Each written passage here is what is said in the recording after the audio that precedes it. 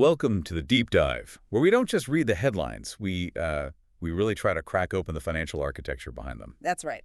Today, we are taking on the TD Bank Group's quarterly results presentation and their earnings news release.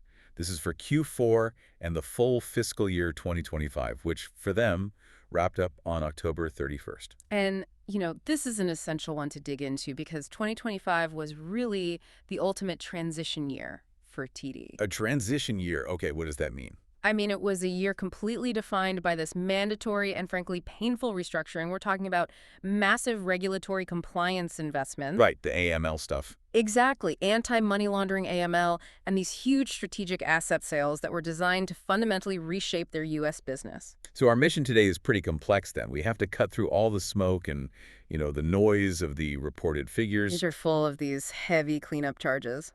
Exactly. We have to get past that to figure out what the actual underlying businesses are doing. Yeah. Is all this pain necessary? And is the company really truly positioned to hit the ambitious targets they've set for the next few years? That's the whole game.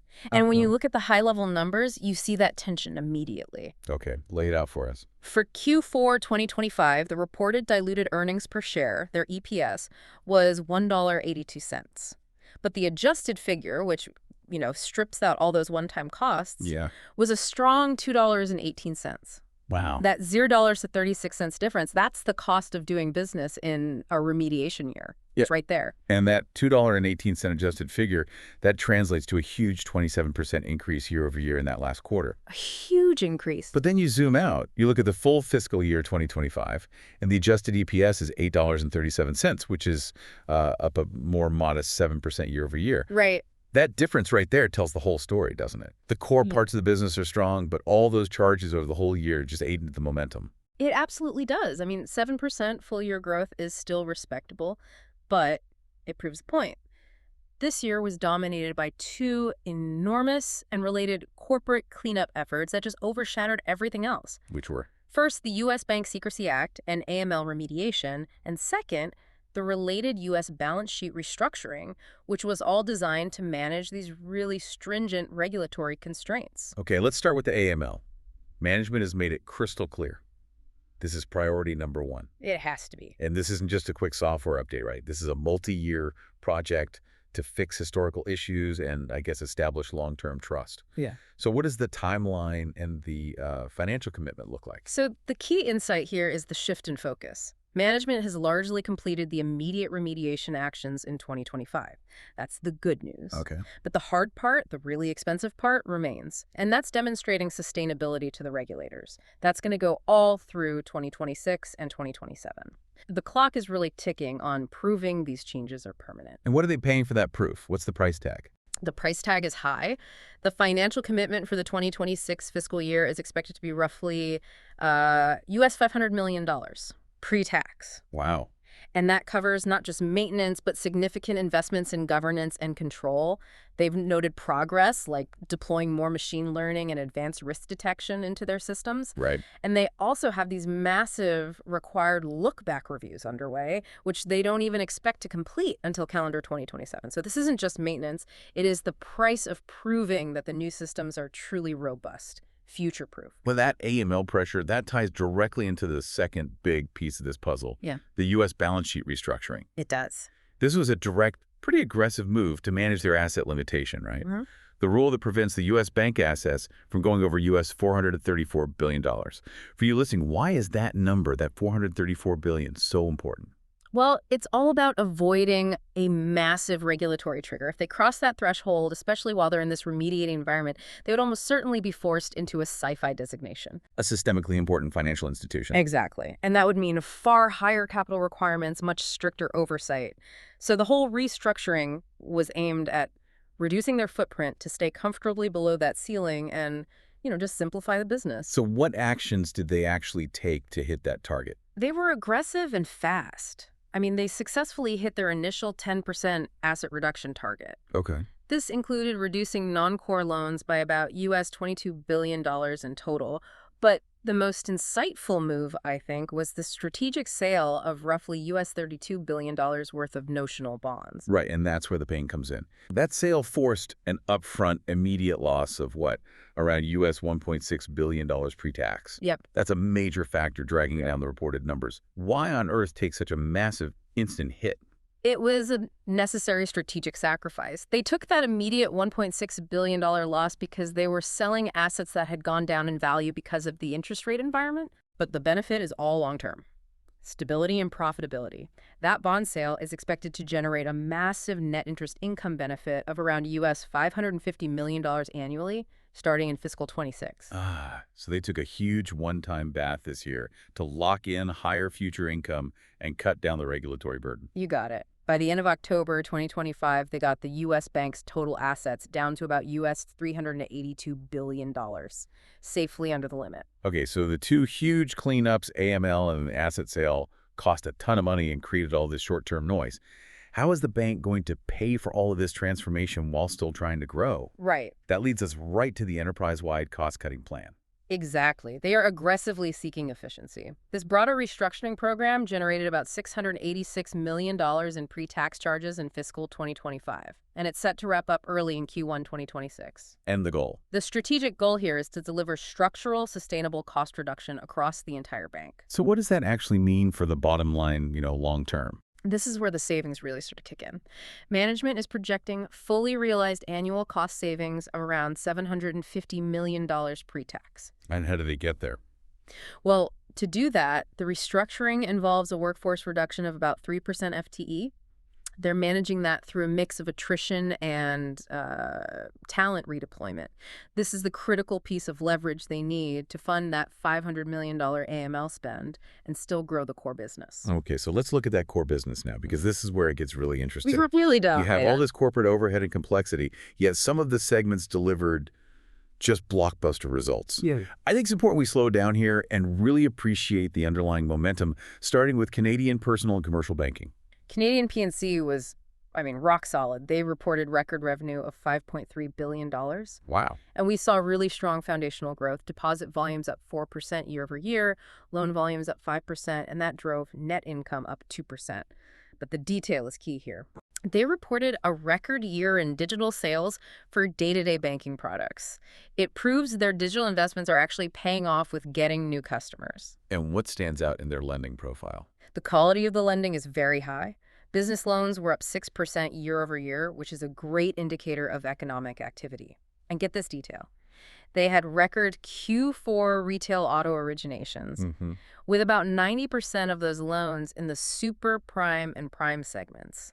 That shows controlled, profitable growth. They're not just chasing volume. All right, now let's look south of the border. The U.S. retail segment, which was right in the middle of that whole asset restructuring. Right in the middle of it. Adjusted net income was up 27% year over year. I have to stop you there. Okay. Considering the sheer volume of negative news and regulatory distraction. Yeah. Are we sure this isn't just a temporary bump from shedding bad assets? Is this genuine, sustainable growth? That's a very fair question, but I think the client engagement metrics suggest it's real. They achieved their highest bank card acquisition quarter in 7 years. 7 years. 7 years, with balances up a strong 14% year over year. That shows customers are actively choosing TD, and if you strip out those runoff portfolios they were selling, core loan growth was still up 2% year over year. Plus, for the 9th straight year, they were ranked the #1 small business administration lender in their footprint. That's a huge sticky win in a really key market. And that momentum clearly carried over into wealth management and insurance. What were the key drivers there? Wealth management delivered just massive growth. Net income for the whole segment was up $350 million year over year. And that was driven by? Record wealth earnings and assets. Their assets under management, the AUM, was up 13% year over year, and assets under administration, AUA, was up 17%. And critically, that's both market appreciation and net asset growth, so they're successfully drawing in new client money. I did notice a specific call-out on their active trading platforms. That 37% jump in trades per day in TD direct investing, that's an enormous signal. Why so? It suggests that even in this messy transition year, they're successfully capturing that resurgence in highly active retail investor flow, which is a very high-value client base.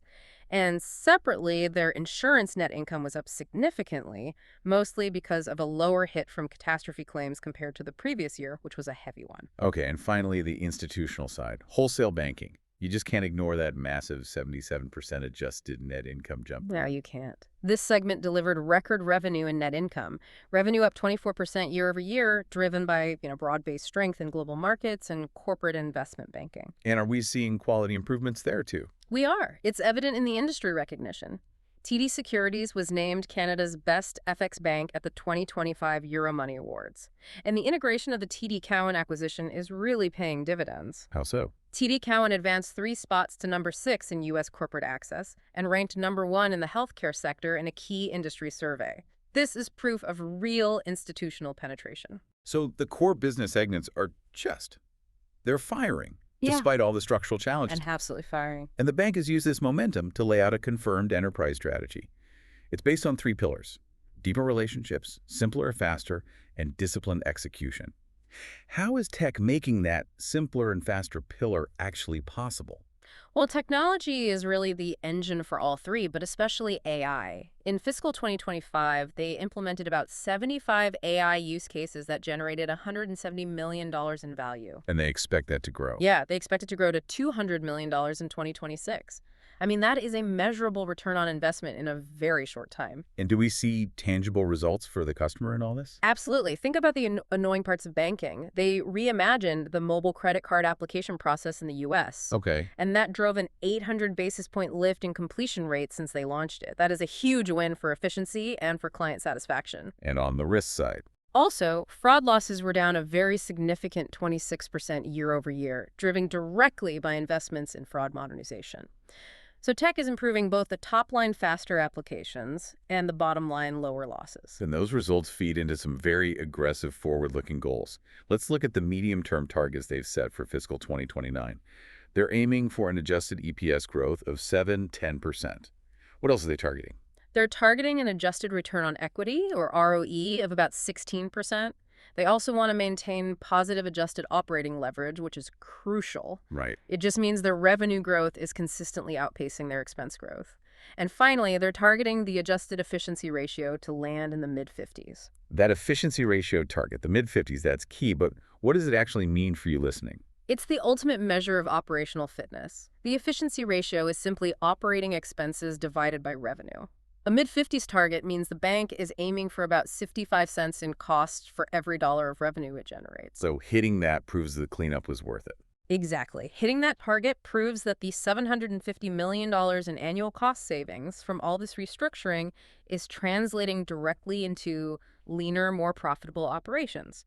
It's the metric that validates the entire cleanup year. So what does this all mean when we put the 2 sides of the year together? On one hand, you have genuinely robust segment performance and these enormous future targets backed up by tech investments. And on the other, you have this massive anchor of current costs from the regulatory stuff and the pain of that asset sale. The conclusion, I think, is that 2025 successfully created the necessary regulatory and financial space for them to execute their growth strategy. A painful but necessary step. A very painful strategic hit this year to lock in future profitability and avoid even greater regulatory scrutiny.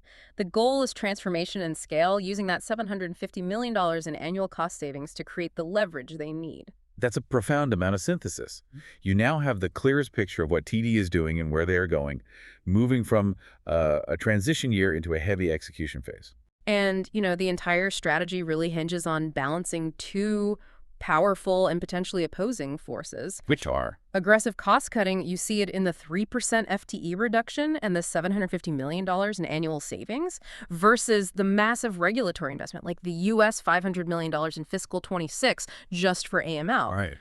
So given the inherent risk and the uncertainty in that multi-year AML timeline, which management has said could extend past 2027 if more actions are needed, how much runway does the bank really have to execute its growth strategy before these compliance costs start straining those ambitious 7 and 10% EPS growth targets? What stands out to you? Something to mull over as you integrate these findings and weigh the risk versus the reward. Thanks for diving deep with us.